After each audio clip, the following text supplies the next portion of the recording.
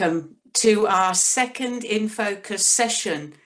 This time we will be highlighting the importance of basic education and literacy, how it changes lives and how we can help to make it happen. I am Cheryl Berry, the co-team leader for humanitarian services in Rotary, Great Britain and Ireland. And I'm your co-host together with John Danel, the Regional Foundation Coordinator for Rotary, Great Britain and Ireland. We are delighted to have as our speaker, Carolyn Johnson. Carolyn is the chair of the Basic Education and Literacy Rotary Action Group, BELRAG. She is also the founder of the Culture of Reading programme, known as CORE, which is part of the Guatemala Literacy Project. This project is the largest multi-district, multi-club Rotary project, and they have been working together since 1997 to improve education. In 2017, the then RI president, Ian Risley, called it, the Guatemalan Literacy Project, the gold standard of Rotary projects in terms of sustainability and of impact. Carolyn is a past district governor of District 7780 in USA and a member of the Yarmouth, Maine Rotary Club. I already have questions that have been sent in that I will put to Carolyn at the end of her talk. Please, during the talk, if you would like to pose questions, put them in chat. John will be monitoring chat and he will then put as many questions as he can in the time available. So without any more ado, let us hand over to yourself, Carolyn. Welcome.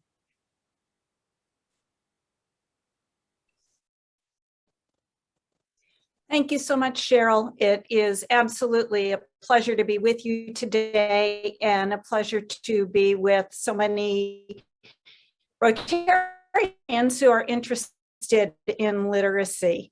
As Cheryl mentioned, I've been working with the Guatemala Literacy Project for a number of years, difference for the lives of children in Guatemala. And I'm very happy to say, very pleased to say, and appreciative of the support that many Rotarians in Rotary in Great Britain and Ireland have provided for us in the past. So my slides are ready to go.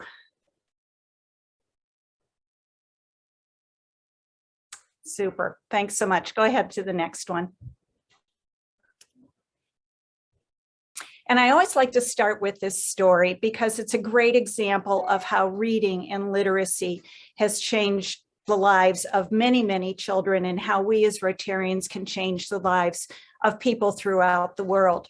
This young man, his name is Juan Pablo, and Juan Pablo is a student or was a student in about the 6th grade in Guatemala. We went into his classroom. This is through the Guatemala Literacy Project. We provided training for his teachers to help them improve their quality of reading instruction. We've provided books to the classroom. These are generally classrooms that have no books. They may have some textbooks, but certainly no good children's literature or any children's literature. And we provide ongoing support to the teachers in the classrooms, meaning we go in on a regular basis to do model lessons, to support them in their teaching, to help them give feedback to them in their teaching and their instruction in literacy. So we went into Juan Pablo's classroom one day, and the first thing we always ask is of the children. So what books have you read lately? And what books are your favorites? Because of course, if you ask the children, then you get what's really happening. If you ask the teachers, they tell us what they think that you want to hear. And the children started putting up their hands and talking about the books that they had been reading in class. But Juan Pablo was this young man, and he's bouncing out of his seat. Pick me, Senor, pick me. And I did. And he said, you need to know, reading changed my life. Now, this is a 12-year-old boy. And I said to him, so tell me a little bit more about this. How has reading changed your life?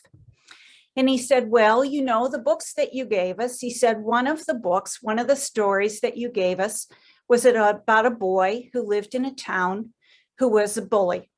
And he was terrible to the other children in the class. And he was terrible to the other children in the village. And he said, I read the book and I started, as I got into it, realizing that the boy in the book, the bully in the book, was me. And I realized that I was doing the same things to the other kids, to the other students in class that this boy was doing. And I wasn't being a friend. I was really making their lives miserable. And I looked around and I looked at the other kids and they said, yeah, he was the town bully. He was miserable. So Juan Pablo continued and he said, I started reading the book. I recognized myself and I decided if the boy in the book could change his ways, if the boy in the book could learn to be a friend, I could learn to be a friend as well, and I would learn to be a friend. Well, he finished the book.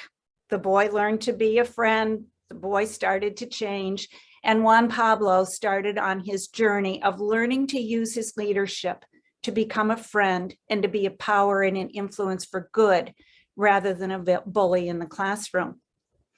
And the other children said, yes, he has changed. He slips sometimes, but he really is trying to make a difference. He's trying to make a difference in himself. And after the class, the teacher told us that he was the boy that no one wanted in their class. He was the boy that not only was miserable to the other children, he was pretty miserable to the adults, to the teachers as well. But he's trying. That's the power of a book. That's the power of literacy. That's the power and the gift that we as Rotarians can offer to children and adults throughout the world. The power of literacy to change lives. Next slide. Next slide. There. So what is literacy? Literacy is the ability to read and write, certainly, but also to use numbers and images, and in this world, technology, so that we can understand and communicate, to be able to gain useful knowledge, and to be able to solve problems. Literacy is not just reading the words off a page or being able to sound out words.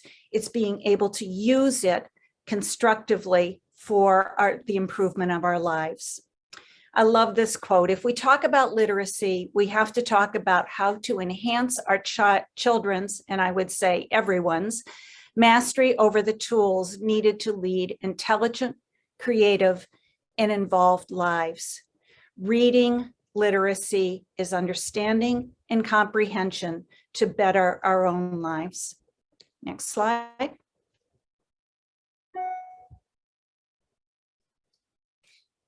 So what's the situation in the world today? Well, nearly 17% of the world's adult population over the age of 15 lack basic literacy skills. That's 1 in 9 adults, over 773 million people that lack basic literacy skills. They may be able to sign their name, they may be able to write a simple sentence, but the comprehension, the ability to use words, to be able to use the printed word is difficult. 250 million children fail to acquire basic literacy skills. This is citing the need for improved schools, access to education, and improved teacher quality, quite honestly. 53% of the children in low and middle income countries cannot read proficiently by the age of 10. And this again is, there are schools, but we need to be working more with teachers. And then providing basic access to schools. 132 million girls and 40%, and I dare say that's a low number, 40% of children with disabilities are out of school worldwide. Providing access for girls and providing access for all children, whether they have physical or cognitive disabilities, needs to be provided so all children can learn and grow into literate adults. Next. Next. So the impact of low literacy. You can go back a slide, please. The impact of low literacy. It certainly impacts career and employment opportunities. People who cannot read are not going to have high-powered, high-paying jobs. It impacts our social status. Can you imagine being a person who cannot read or cannot read well, being able to get around within the community and be involved in all the things that your community has to offer? It impacts health care and health knowledge, being able to go to a doctor, being able to understand the prescriptions that are written to you, just being able to understand basic health information to be able to care for yourself and for your family. And certainly low literacy leads to poor self-esteem and definite frustration. Low literacy certainly can increase the chance that someone will serve a prison sentence. If we're not able to get good jobs, if we're frustrated with life, that could lead to doing things that can land us in jail. And adults with poor literacy skills are much more likely to become unemployed or working at low-paying jobs. There's also quite a definite link between low levels of literacy, shorter life expectancy, the healthcare, depression, and obesity. Low literacy affects all of us in all of aspects of our lives. Next. Next slide. So what does this look like in the UK? Well, one out of five children in primary school in 2018 were deemed not able to read or write properly, falling behind their peers in reading and writing. Adults in England, 16% of the population have very low literacy skills. Those people who can write a sentence, understand a simple sentence, but being able to do more with it to really comprehend is difficult for them. It costs the UK an estimated £37 billion each year as a drag on the economy, people that are not able to achieve what they could potentially achieve with higher literacy. Can you imagine going through life with poor literacy? Everything, we're confounded, we're presented with written information in all aspects of our lives, whether it's books, whether it's newspapers, email, reading things from the internet, trying to fill out a form, trying to understand the information that's coming home from our child's school. All of this is done in print, and this puts it beyond the reach of people with poor literacy skills. And certainly, poor literacy becomes generational. Parents with low literacy are unable to help their children with their schoolwork, which then just reinforces a cycle of illiteracy. Children with parents who have poor literacy skills are much more likely to repeat grades, to drop out of school early, or to not graduate from secondary school. Next slide.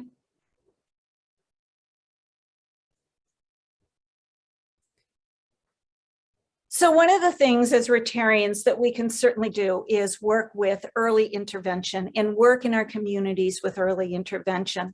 It's estimated that 1 in 4 British 5-year-olds struggle with basic vocabulary as they're entering school. That magical age, that important age of having strong vocabulary skills is not ready. Now, a part of this is because of the change in our culture, and I would say the change in our culture worldwide, because parents are not involved with early literacy skills as many of our parents were. We don't take time often to read to our children, to do nursery rhymes with our children, to sing with our children, to do the little finger games that our parents did with us and many of us did with our children. So that lack of parent understanding of the importance of those early foundational kinds of literacy skills is critically important, and unfortunately, generationally, is becoming lost. It's estimated that 3 of 4 white working class boys in Great Britain will fail to achieve the government's literacy benchmark. If children start out behind, they frequently stay behind. So again, that early intervention is very, very important.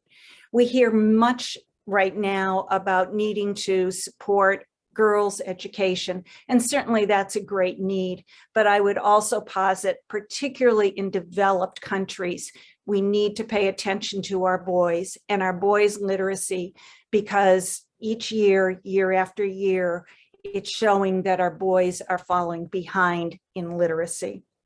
We do this through a whole family approach. As I said, working with parents, making sure that parents understand the role that they play and the things, the very simple, non-expensive, non-cost things that they can do so that they can help with their children's pre-literacy skills at home.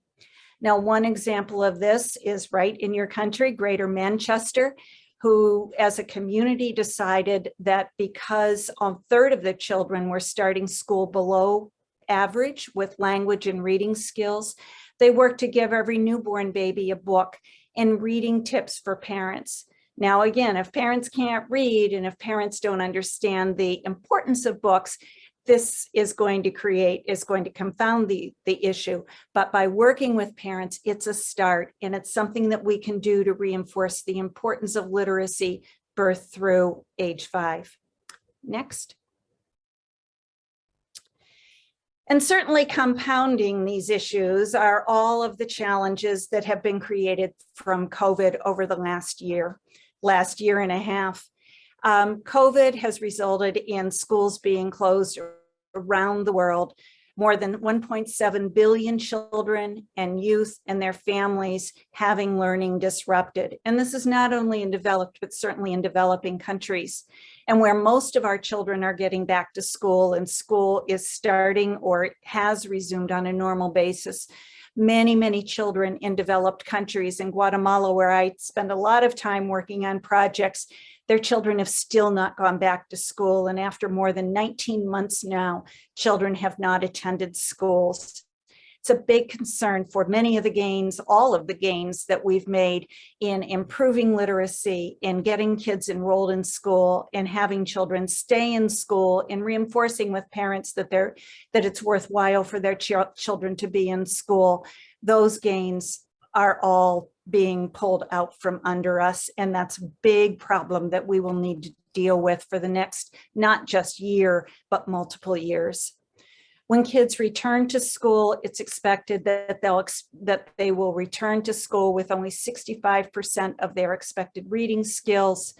And because of school closures, and this is in developed countries, school closures will increase the number of students not meeting minimum reading levels by 15%. So we have the number of kids that were not meeting minimum reading levels, expected literacy levels. That was a challenge 2 years ago, decrease that by 15 or increase that by 15%. And we're really working ourselves out of a deficit. Next. So that was the bad news. Now we'll talk about the good news. What has Rotary, what have Rotarians done to address literacy issues? Well, throughout the world, last year, as I hope you know, was a banner year for global grants. $143 million in foundation funds were dispersed for global grants throughout the world, and 2,064 grants approved around the world. Now, that's a 50% 50% increase in the number of grants that Rotary has approved prior to last year. Unfortunately, or fortunately, depending on how we want to look at it, 184 grants were for basic education and literacy. That is the unfortunate part, just less than 9% of the total that was approved.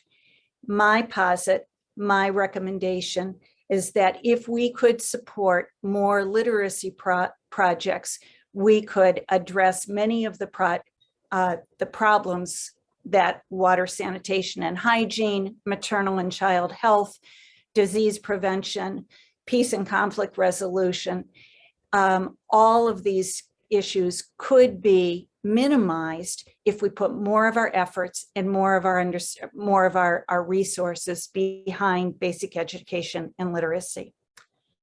Next slide.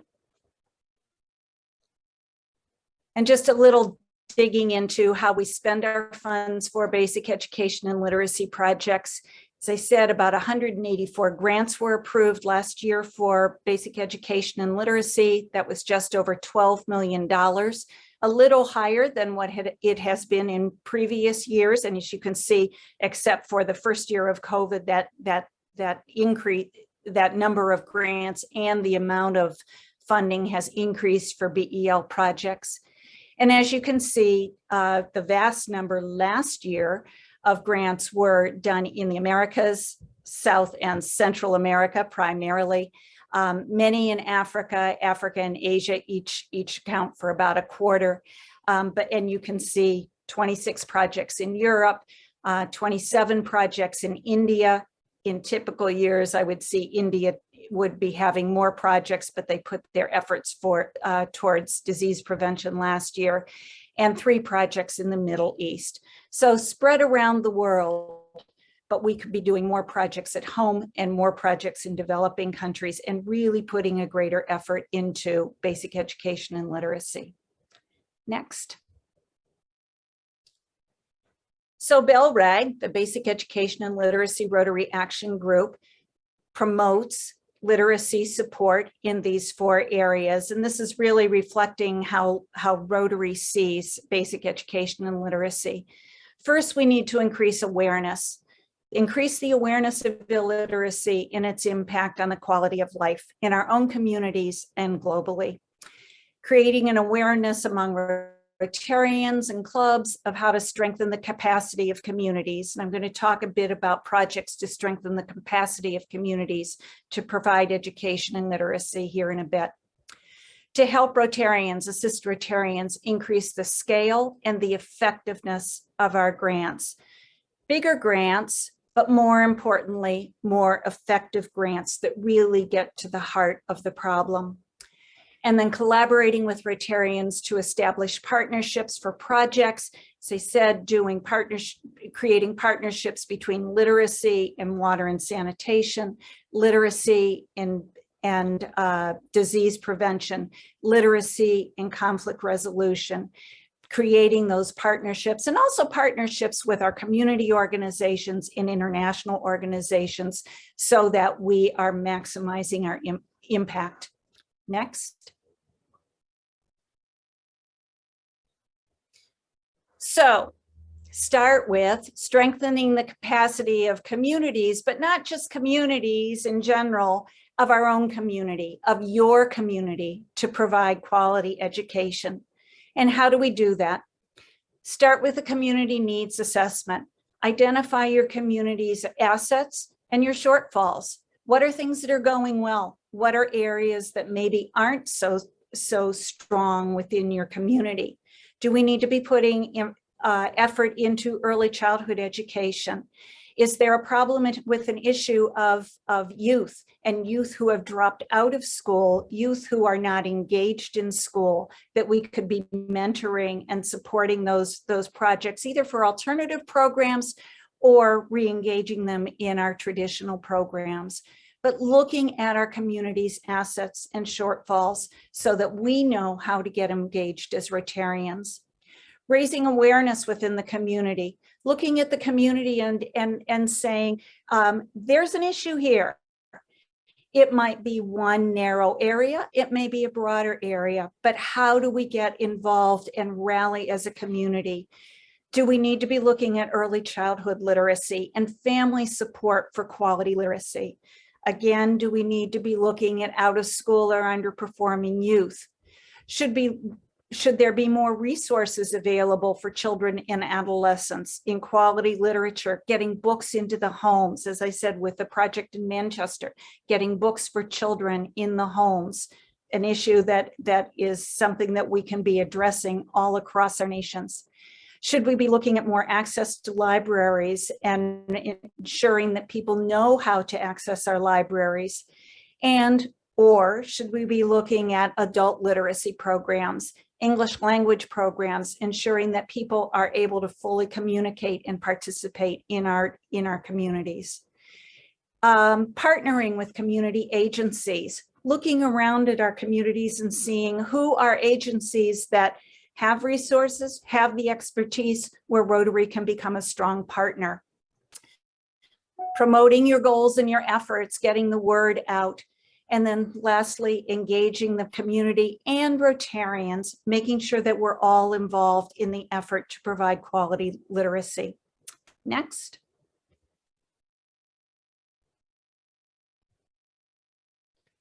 So the next slides that I'm going to show are some ways that Rotarians throughout Great Britain and Ireland are involved in literacy now. Projects that are new, some that have been around for a number of years, and ones that you could either piggyback on, learn from, and replicate in your own community. I love this Ways with Words, which was a literary festival in Orpington that took place last spring. It was a 2-week festival. It took place both online and in person, and it was a community event to encourage the enjoyment of reading and writing. I really want to reinforce, sometimes when we talk about literacy, we think, oh, people have to learn in order to gain information. And yes, we do.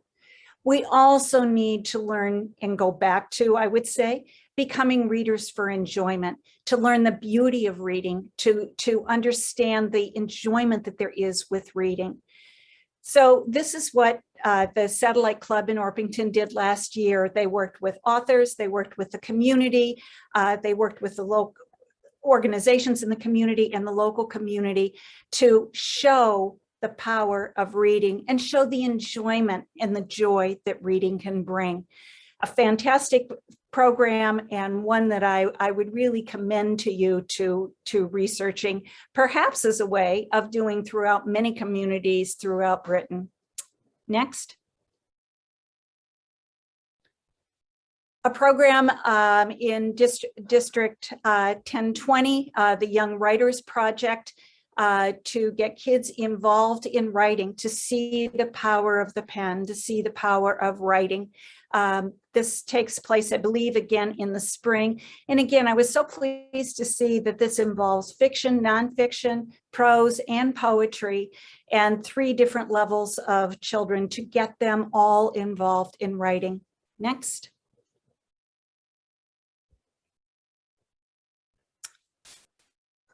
The Butterfly Storybook Project is a project actually out of the Caribbean, the Rotary E-Club of the Caribbean, but Diana White, who manages it, is actually based in England. This project is a marvelous project where they involve the kids in writing stories each year. It's an annual competition. The children write stories. The Rotarians go into the classrooms and talk about the 4-way test, they talk about service, and then they have children write stories to illustrate different aspects of the 4-way test, to talk about their culture and to talk about service in the community. They choose the best stories each year, publish them in a book, put the copies of the books in their local libraries, in the school classrooms. Of course, the children get a copy of the book if their story was selected for it, and the children also get a monetary prize. But a way to promote literacy, a way to promote learning, and to promote Rotary within the community. As I said, Diana is located in Great Britain, and their goal, which is why they call it the Butterfly Storybook, is to really take this concept and spread it worldwide. And I'm sure she'd be happy to talk with you about how you might be able to replicate it through your own club in your own community. Next.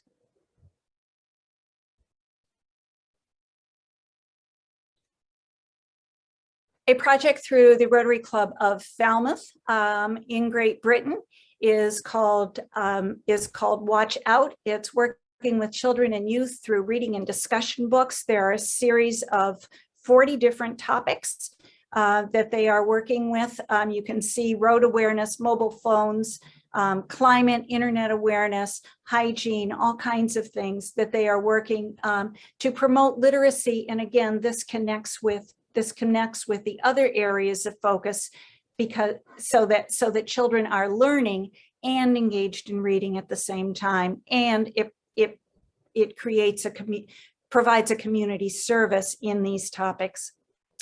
Next.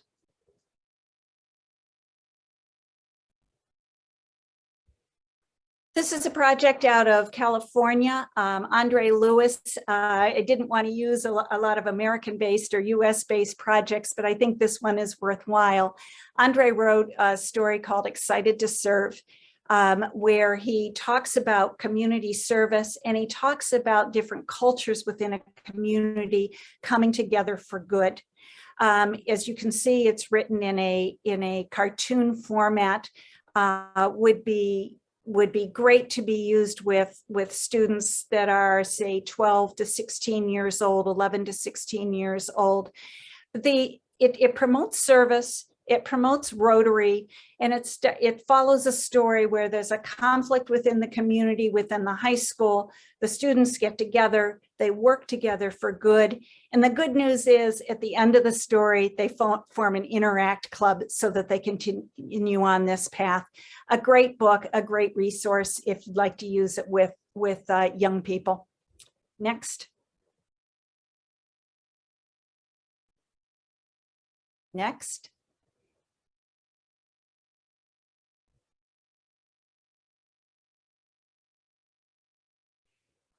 This project is out of Canada and is a project if you are looking to reinforce reading skills either with young children or also with adults who are learning English for the first time. It's out of the Rotary Club of Scarborough, Ontario. It's an online project called the Free Reading Program, really well researched and well presented program to develop reading skills. Kids really like it. There are many different levels. It takes you through many different levels, really reinforces comprehension skills, and has really been used around the world for people who are interested in learning English, as I said, as well as young children who are learning to read for the first time. It's great as an after-school program. It could be used in classrooms. The free part of the free reading program is the Rotary Club of Scarborough distributes this for free, but if Rotary clubs are using it, reinforcing it, or promoting it within a school district or as a program, they are encouraged, invited to pay $500 Canadian for the program annually so that the research, development, and distribution can be continued. Great program. Heather Lenny does a really nice program about it if that's something that you'd like to hear more about for your club. Next. And if you're interested in international projects, one of the projects happening locally for you is the Roborough Rotary Club in Plymouth does the Literacy in a Box project, providing educational materials, which are so in need in developing countries, materials, equipment. They're working to build toilet blocks, provide personal hygiene projects for girls so that they can attend school. And here again, connecting water, sanitation, and hygiene with education materials to improve health education. Great project right in your own backyard. And if it's not a project you know of, something to research. Next.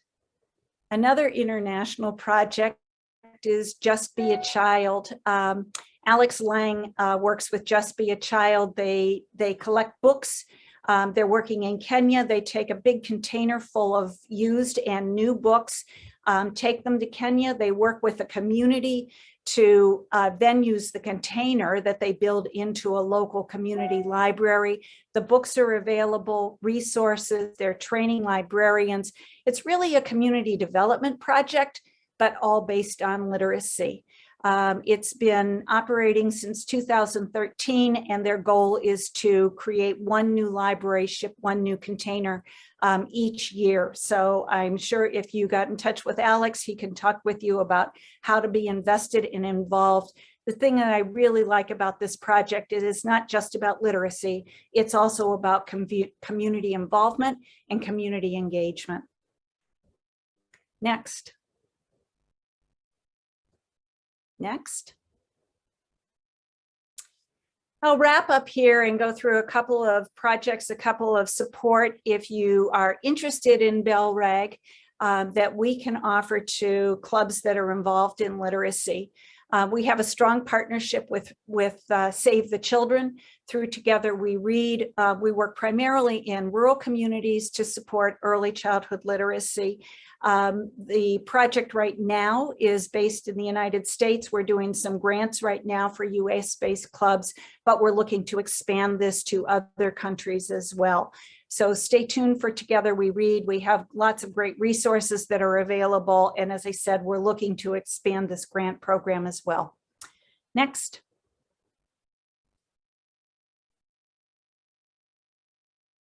Next, I think, is going to be talking about the literacy awards that BELRAG does every year. In September, during Literacy Month, we provide $400 awards for the best local community club projects. We're just wrapping them up right now and about to designate the 4 clubs that will be awarded. Receive the awards this year, but it's an annual project. If you have a good, strong literacy project, education project in your community, I'd encourage you to learn more about it and apply for it next year. And the last project next that we're doing through BELRAG is providing resources. Next is providing resources and encouraging clubs to provide resources to their local communities and within their projects. We have a partnership with the Encyclopedia Britannica, who is producing a resource book for us. I wish it weren't called an encyclopedia. It's a 1-volume book of knowledge, book of inspiration about what's going on in the world, about science and technology and history.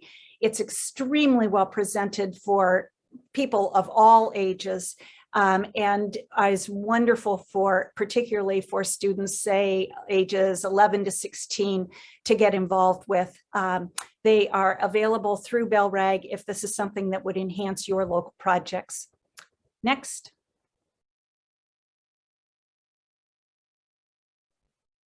Next. BELRAG produces a newsletter each month.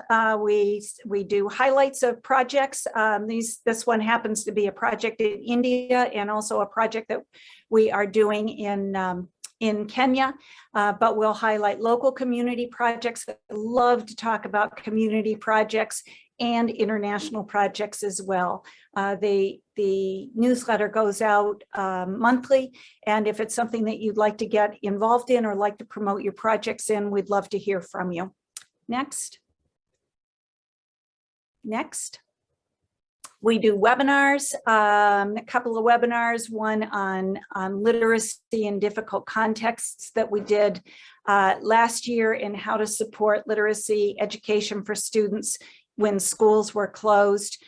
We've done some webinars on girls' education, and we have a whole series of webinars that are planned for this coming year. Again, if you'd like to learn more about them, we promote them on our website.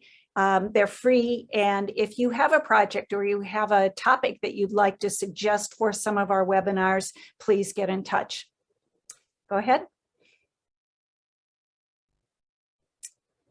So in closing, We can, as Rotarians, serve to change lives, really by getting involved in literacy education in our own communities. And I really want to reinforce in our own communities.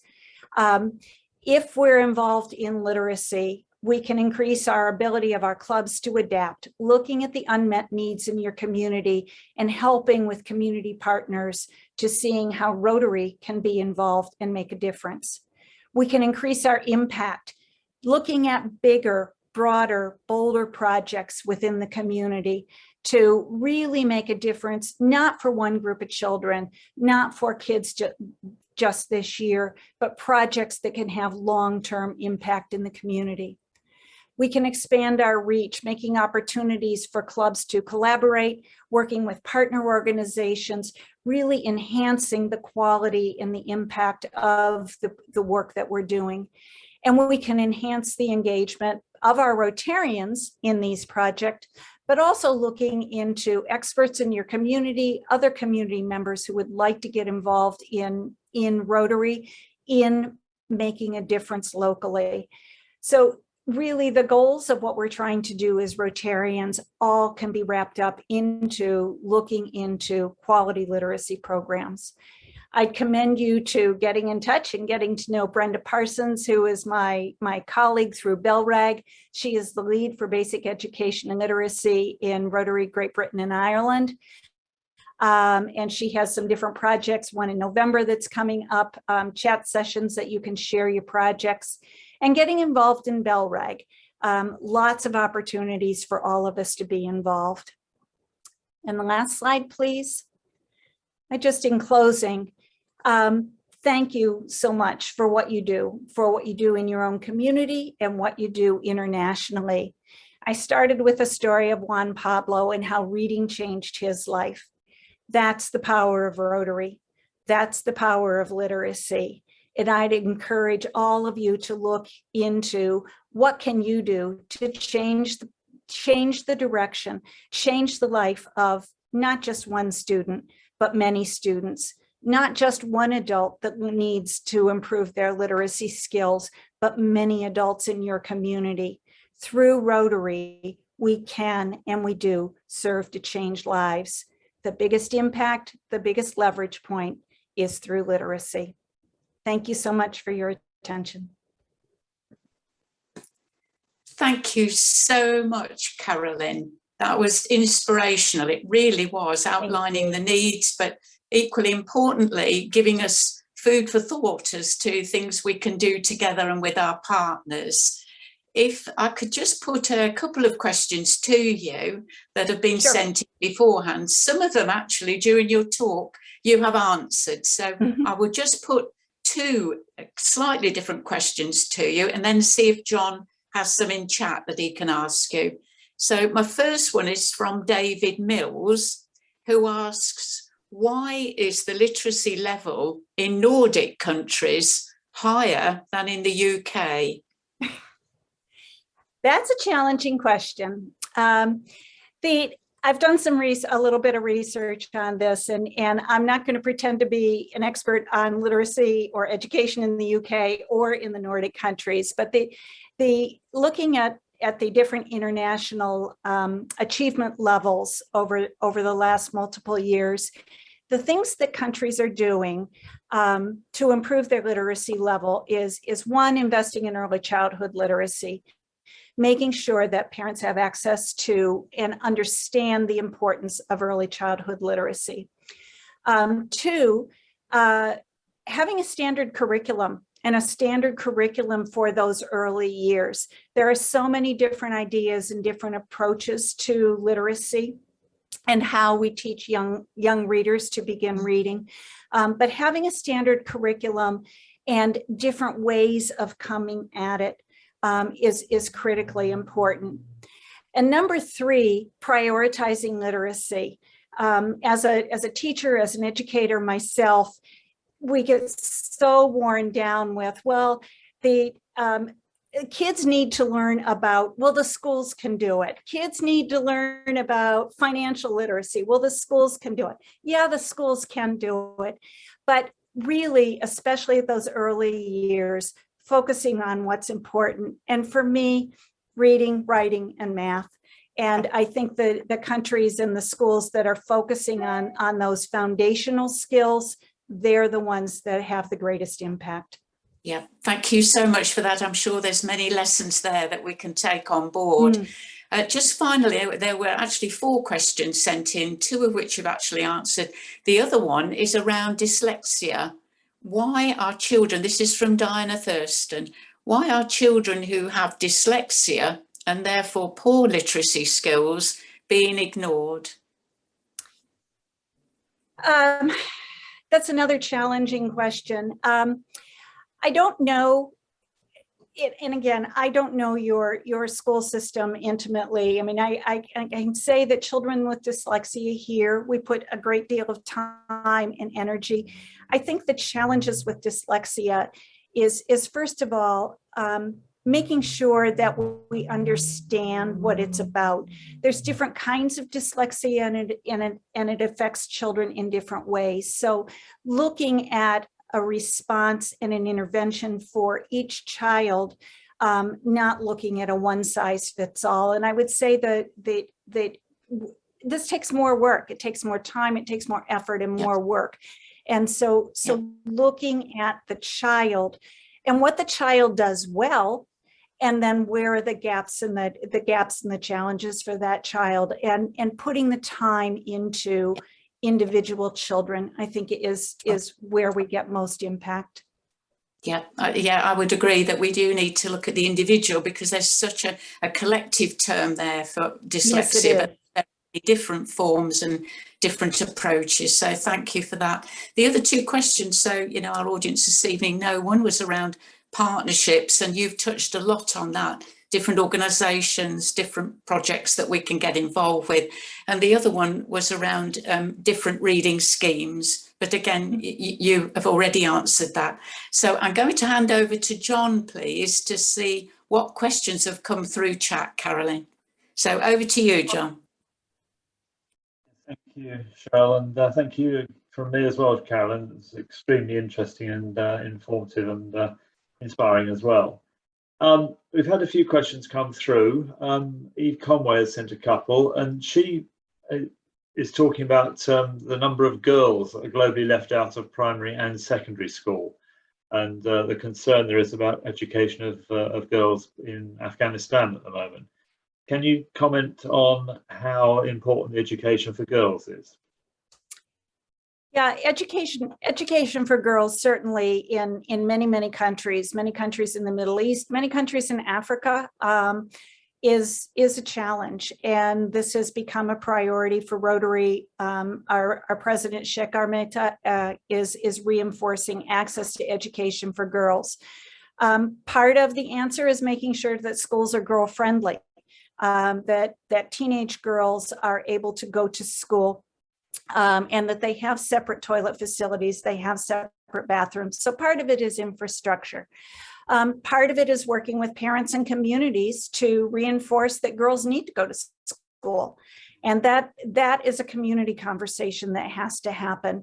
That is best happening when we're working with organizations that are embedded in the community. It's not something that we can come in as a visitor or someone from away that can do, but working with local communities to start to change the conversation, and then eventually the culture of a community to reinforce that girls should be educated, and that educated girls become educated mothers, and educated mothers produce educated girls and boys for the future. Again, it's a very complex problem. It's a very complex issue that we all need to be invested in it and involved in. But it's really working locally and working with organizations that understand and are embedded in those communities that makes the difference. Thank you. The second question from Eve was, during the pandemic in the UK, the education of children in more deprived areas has been worse affected than those in better off areas, possibly related to a digital divide. Your thoughts about that? And that is an issue. That's a challenge that we are seeing, and it's really been right in our face for the last 18 to 20 months, is the digital divide and the need for high-speed internet, the need for children to have access to technology, to the computers or the tablets, but also to the infrastructure that makes that happen.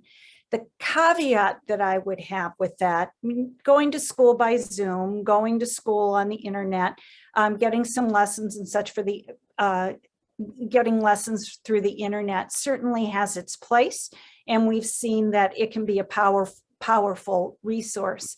But I would also say with that, and caution, that young children, preschool age children up to 5 and 6, really need to be educated by human beings and need to have that individual face-to-face contact, work with teachers for their brain development, and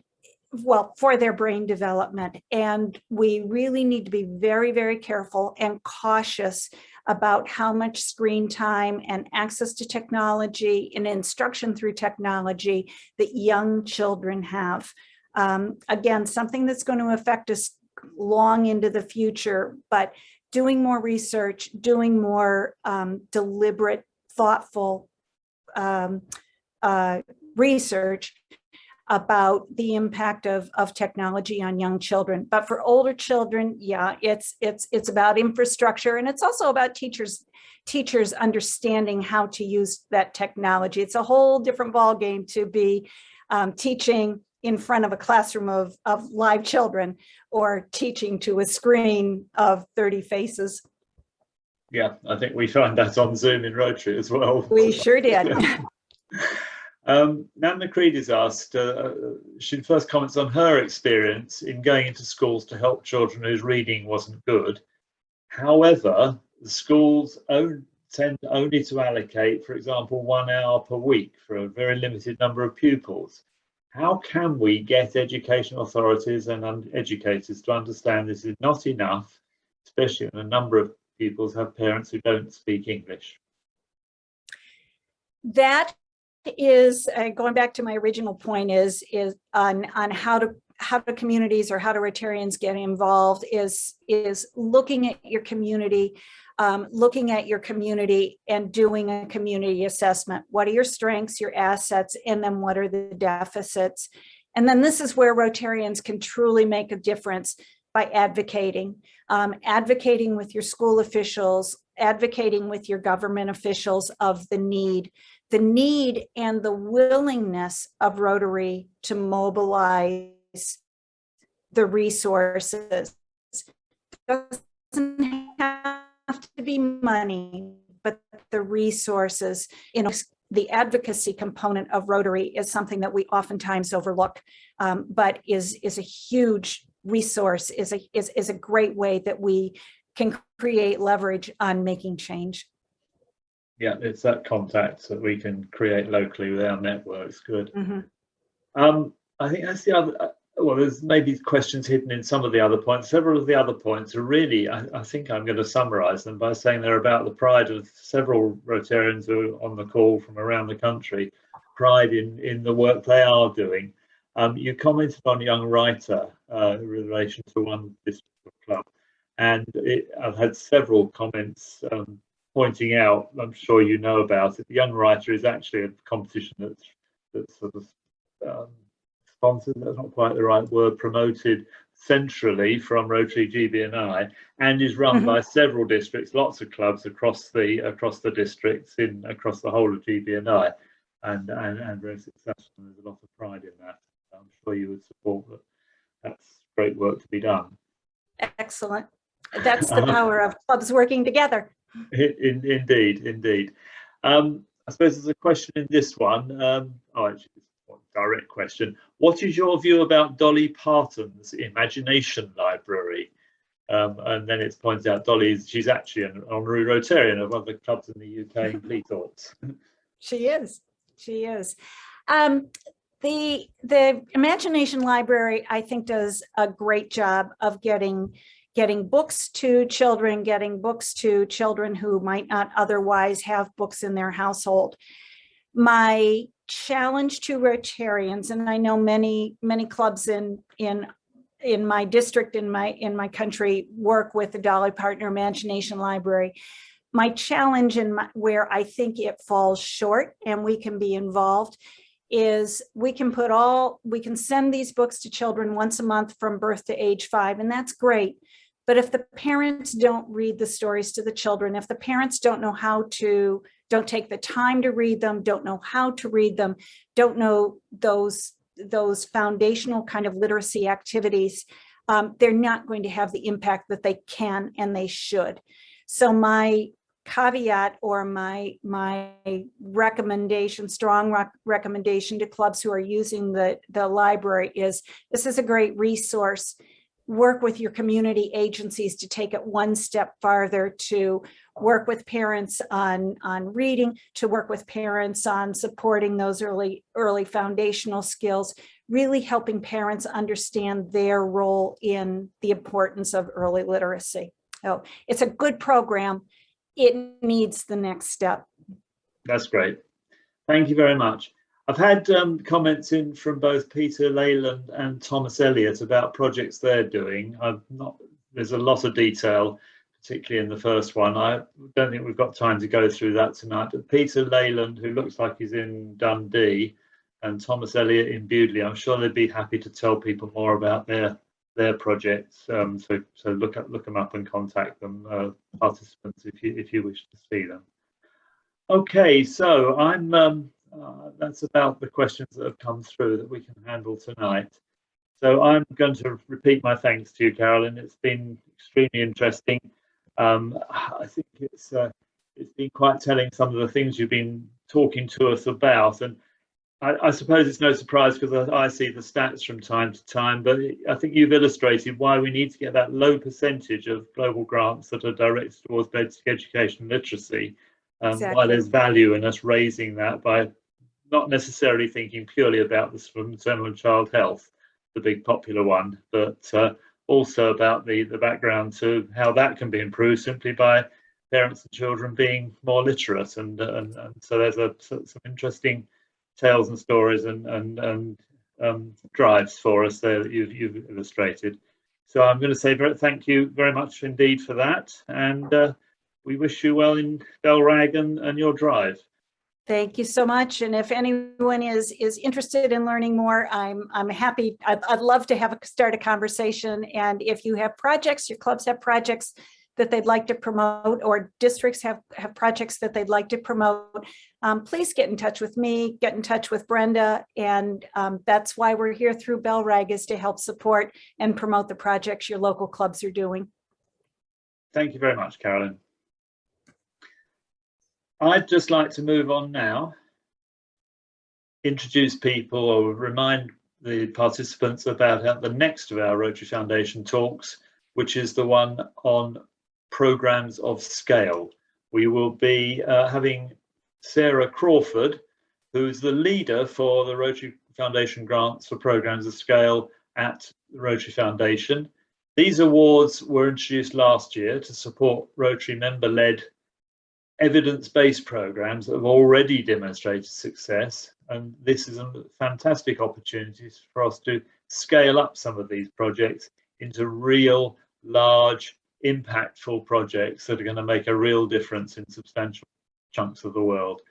The first program of scale grant that was awarded was for $1 million, which was aimed to help reduce the incidence of malaria in Zambia by over 90%.